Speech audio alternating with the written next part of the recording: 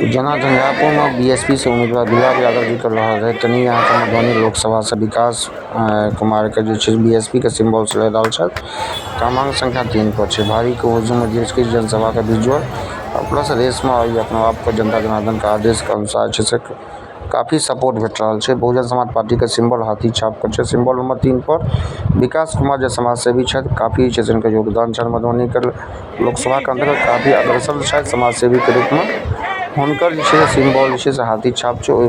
प्रचार प्रसार के दौरान यहाँ का विजुअल देख सके काफ़ी सपोर्ट यहाँ का मधुबनी लोकसभा से भेज रहा है। ये देखिए कुछ युवा का मतदाता का आवाज। नमस्कार, मैं रमेश कुमार बहुजन समाज पार्टी के कार्यकर्ता।